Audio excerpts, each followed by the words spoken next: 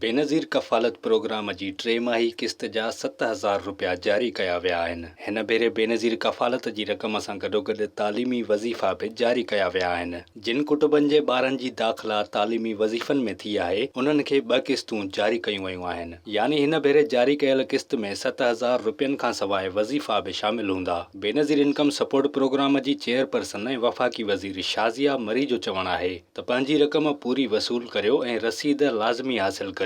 इन खां अॻु जॾहिं किस्त जारी कई वई हुई त एजेंट हमेशा जीअं सरगर्म रहिया हुआ। एटीएम्स तोड़े मर्कज़नि ते एजेंटनि पैसा कढाईंदड़ मुस्तहिक औरतुनि खां हज़ारें रुपया कटौती कई हुई। अहिड़ियुनि शिकायतुनि ते वफ़ाक़ी वज़ीर शाज़िया मरी नोटिस वरितो ऐं कुझु एजेंटनि खे गिरफ़्तार बि कयो वियो हो ऐं कानून सख़्त कया विया हुआ। हिन भेरे ॾिसणो पवंदो त एजेंट ॿीहर सरगर्म थींदे फुरलु टकनि था या मुस्तहिक औरतुनि खे संदन पूरो हक़ मिले थो। बेनज़ीर इनकम सपोर्ट प्रोग्राम पारां बेनज़ीर कफ़ालत जी किस्तुनि लाइ नओं मैकेनिज़म पिणु जोड़ियो पियो वञे जंहिंसां अदायगियुनि खे शफ़ाफ़ बणायो वेंदो। ॿिए पासे इन ॻाल्हि खां बि होशियार रहणु घुर्जे त बेनज़ीर इनकम सपोर्ट प्रोग्राम तरफ़ां समूरा पैगाम रुॻो 8171 तां मोकिलिया वेंदा आहिनि। अहिड़े नंबर खां सवाइ आयल मैसेज फ्रॉड आहिनि। विज़िट कयो अवामी आवाज़ मीडिया ग्रुप जी वेबसाइट awamiawaz.pk